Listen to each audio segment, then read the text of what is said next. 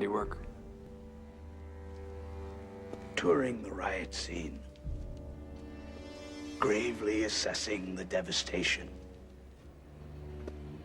Upstanding mayor stuff. You're not the mayor.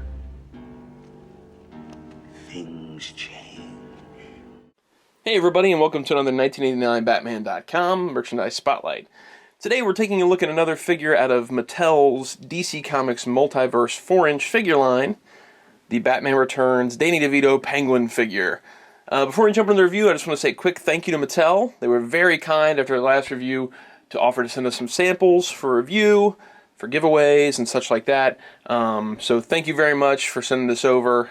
We really appreciate it. Keep an eye over at 1989batman.com and its Facebook page, and here at the YouTube page for more info on those giveaways. But for now, let's take a look at this figure. Packaging is the same as the first time around. We've got the red and yellow and orange motif going on. They've kind of carried over from the DC Universe Classics line. It's obviously the package is smaller since this is a 4-inch figure line, but it kind of mirrors that sort of look to it. We've got some dedicated things going on with this packaging, which I'm really a fan of. We've got the Batman Returns logo here with the snow blowing through it. It's kind of tough for you to see because of that glare, but there you go. And then we've got the large image of Danny DeVito as Penguin, and a little blurb down here that says Batman Returns, which it's kind of interesting in that it doesn't say like Penguin there, it just says Batman Returns, whereas when you get to like Batman the Unmasked variant, it kind of lists what it is. We've got the DC Comics Multiverse logo type thing up here, a Penguin blurb down there, highly detailed and authentic adult collector along the top. I said this in the Batman review, and I'll say it again here. I kind of wish that Mattel hadn't put those on here. I feel like that's kind of putting the cart before the horse in my eyes. I liked it back during the 80s and sort of into the 90s where toys were made just to be toys, and then they became collector items. This is kind of labeling this as a collector item and not giving it a chance to just be a toy. And I really think that this line is really good at just being toys. They're cool, and I like them, and it's cool to collect them and everything like that.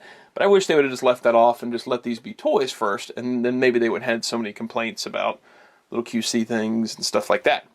The figure's packaged inside there. We've got Penguin there, his umbrella handle, and the umbrella. It's in two pieces there, and you assemble it when you get out the package. On the back of the box, we've got that same shot of Danny DeVito's Penguin, the wind-blown, snowy Batman logo from Batman Returns, a little blurb about DC Comics Multiverse, which I will read for you. DC Comics Multiverse figures are inspired by comic-based, character-rich entertainment sources, such as movies and video games. These figures are meticulously designed to be truly authentic, celebrating the many universes of entertaining DC Comics material. 3 other figures from the line: Batman, Batman Unmasked, and General Zod.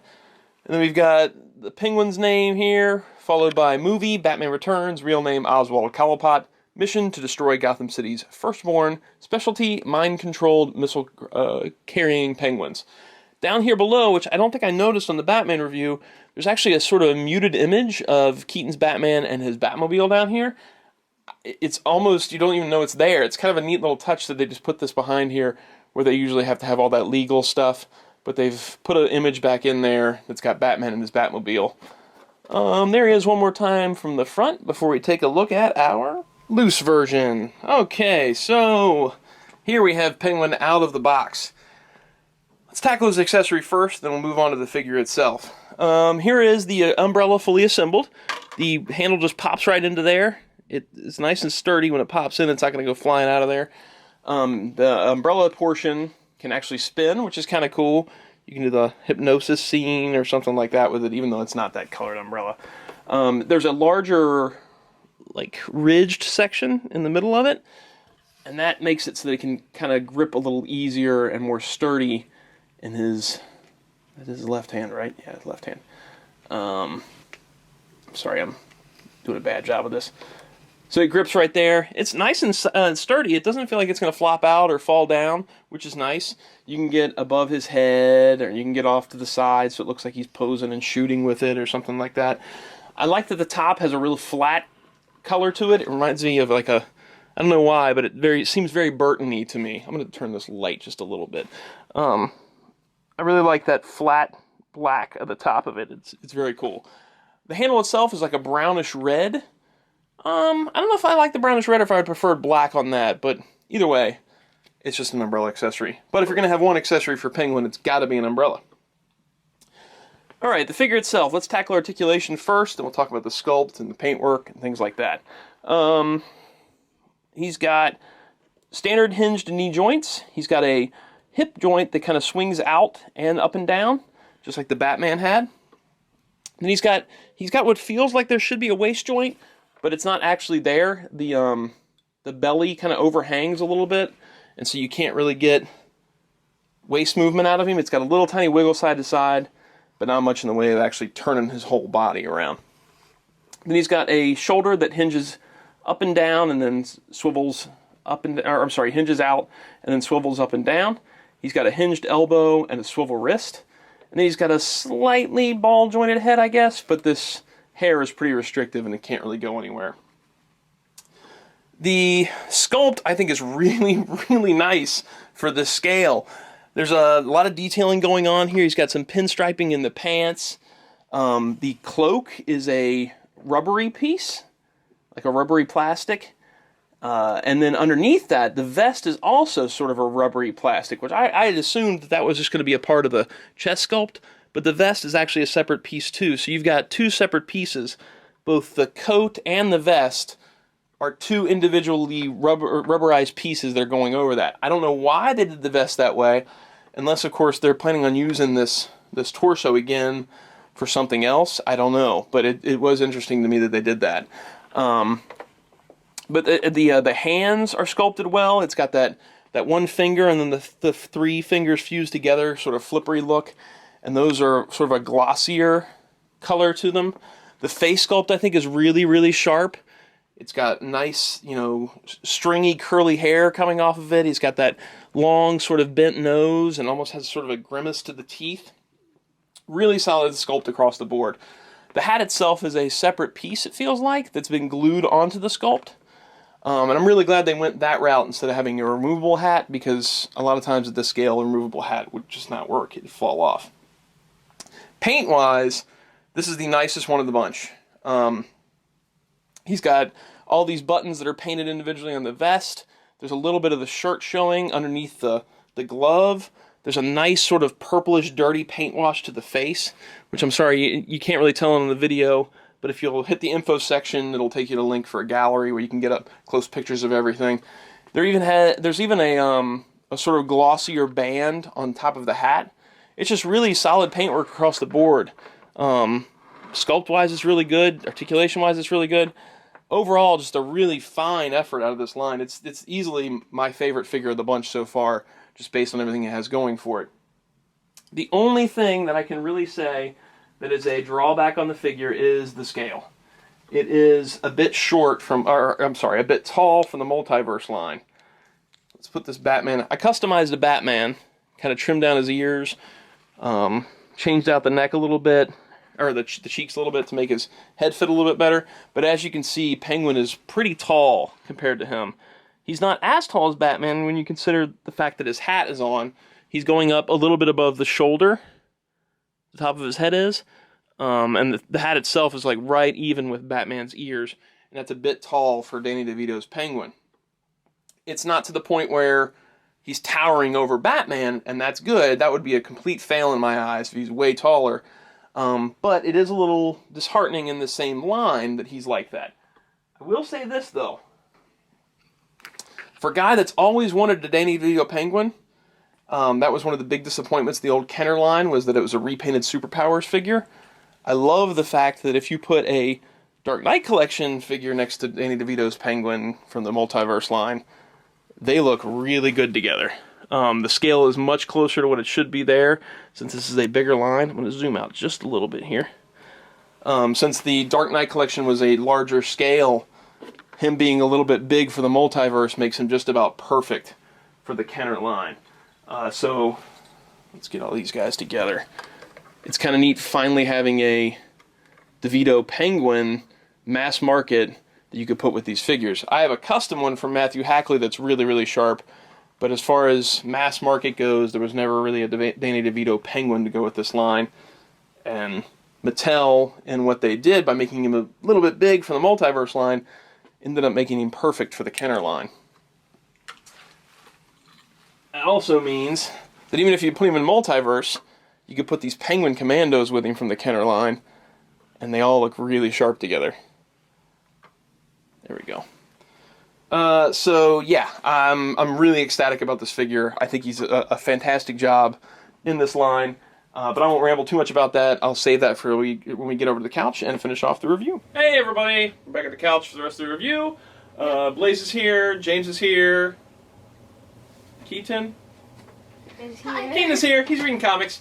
Alright, so as you can see from the opening sequence, we're taking a look at the Mattel Multiverse Penguin this time around. This is just kind of, in case this is one of your first reviews we're watching this is just kind of the time where we give our final thoughts on the figure and what we really like about it, what we may not like about it, that kind of thing. We'll repeat a few things. I'll repeat a few things. No, we're allowed. It's our videos. It's our videos. I know. We're allowed. Alright, so the packaging. I think we're both big fans of the packaging. Yeah.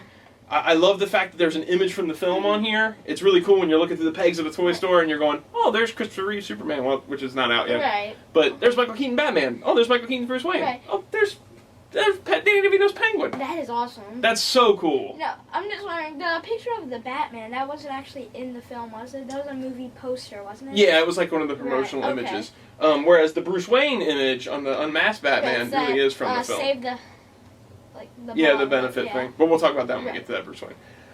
So yeah, we both really like the packaging. It's not super collector friendly, like cutting it open, you gotta cut it open and you can maybe cut all the stuff around and keep the card. Since the card back image is the same as the insert image, you could keep that. You can just take the image right out of it. Yeah, you could, or I really like keeping card backs and stuff. For Batman, I keep one card in and one open anyway. But I do like the packaging. I think it's neat. Yeah. The figure itself, as I said in the opening sequence, I really like it. I've kind of given my thoughts on it. I think it's the best of the Multiverse line. Without a doubt. And probably one of the best mass market figures I've bought in quite a long time. What are your thoughts on it, though? I really love that they did Danny DeVito Penguin. I know, it's kind of blowing my mind, too, man. Like, it's been 22 years since Kenner had their mess up. Right. I have that Matthew Hackley custom, which I really like. But it is kind of crazy to have a mass-market Danny DeVito Penguin figure. No, I was just thinking the other day, I was thinking, man, I wish they would have done a Jack Nicholson, and I was like, wait a second. If they had made Jack Nicholson, I'd be like, oh, wait, I have one of these, like... The Kenner one? Yeah, they made one of these before, and then... That is true. Now that they have a Danny DeVito Penguin, that's never been done. It's never been done. Except for, like, that... You do bring up a good point, though. Oh, I'm sorry, what were you going to say? The 10-incher? Yeah, the old applause figure. The Jack Nicholson Joker, everybody wants that in this Multiverse line. They keep asking. Those, like, I don't know. That's true. I would also want one in this line, though. Well, yeah, I would, but, I mean, not as more as I would want the Danny DeVito Penguin. I think the problem, too, is that Jack Nicholson's likeness costs more than everything else. Yeah, it costs a lot. Yeah, so the likelihood of Jack Nicholson Joker happening nowadays in the toy line just isn't that likely. If NECA is not willing to pony up for that big 18-inch figure, then it's probably not going to happen with Mattel with this. But the cool thing is that when they decided to do these classic movie figures, it wasn't just, okay, we're going to do Batman and Superman and that's it. It was like, we're going to do Batman, we're going to do Superman, we're going to do Unmasked Batman, we're going to do Catwoman, Michelle Pfeiffer, we're going to do Danny DeVito's Penguin, we're going to do General Zod. It was just like, wow, look at that. They're doing it. It's not just, here's Batman and Superman and call it a day. They went ahead and mined the other films to do some villains too, you know, like Zod from Superman 2, Catwoman and Danny DeVito's Penguin from Batman Returns. And this is really, like we said earlier, righting a 22-year wrong by finally doing a Danny DeVito Penguin. It's just, you know, a lot of people kind of complain about the scale and things like that, and we talked about this before, but it's just, sometimes you just got to step back and go, we're getting something really, really cool here. Okay, maybe they're not the scale you want, maybe they're, you know, not the greatest sculpts that you want, you know, they're not Hot Toys quality or something like that, but the fact that Mattel is putting out... Hot Toys quality is like $200. Exactly, these are $10. The fact that Mattel has gone back and they're doing figures based on the old Michael Keaton films and Christopher Reeve films, and putting them out in stores as a mass market item and not a $30 Matty collector item or something like that, to me is way cool. I'm so glad for you guys. I mean, you really like these films. I've never had a toy line in my time of those movies. I mean, we've had the Hot Toys and Yeah. the NECA and stuff, but we never had a toy line that Yeah. we can play with. And I mean, you got the old Kenner figures. I buy you guys those, and you Right. get those for your birthday and stuff like that, and that's great. But nothing kind of captures childhood like going into a toy store and looking for a toy. In my And getting child, excited about it showing and up. my childhood had something your childhood didn't. I have. You have the DeVito Yes. Penguin. I envy you. Because I didn't have this as a kid, and now you do. And that's one of the things with the scale that I'm not as upset. Some people are really upset that he's kind of tall for Multiverse. Yeah. But it's kind of like the best of both worlds for me. Mhm. It's not too big for Multiverse. Right. Yeah, I admit that it is big. It's bigger than it should be for Multiverse. Yeah. With the hat on, he's as tall as Batman, and that's too big. But he also fits with Kenner stuff. So Yeah. I'm like, okay, I could have a figure that's a little bit big for Multiverse, but could still be displayed with Multiverse, but I can also take and display with my Kenner figures. That's kind of like making lemonade out of lemons in my eyes. Maybe you got a figure that was a little bit too big, but it's a great figure, I know. and it can work with two lines. So that's my bright side to it. How do you feel about that? It's really good. I love playing with the Kenner toys. Cause, Yeah. I mean, they don't make as many as these. Plus, I have the Batman animated toys, also the same scale, so you can play with this figure with anything in that scale range. Yeah, it's really nice. I know. Really, really nice. I give this figure 2 thumbs way up. Yep. It's my favorite in the Multiverse line. Uh-huh. It's going to be tough to top this one. I hope that the quality on the Michelle Pfeiffer Catwoman Yeah. is more in line with this Penguin, Mhm. and that maybe the Christopher Reeve is more in line with the Penguin too. Right. That they've really amped it up as they go on, because it has shown the improvement. Like the Arkham figures, I don't think were very strong, and then the Batman figure was pretty decent. You know, we had some complaints Right. about the head, but the body was really good. And now this Penguin, which kind of came out a little bit after those, is really, really good. Yeah. So hopefully they'll just keep on stepping up their game. Mhm. We'll see how it goes. All right, we're going to sign off on this one. Again, thanks to Mattel for the review samples. We really appreciate it. And then we're going to tackle the unmasked Batman, right? Mhm. All right, so we're going to see you guys next time. Bye. What do you want? Ah, the direct approach. I admire that in a man with a mask.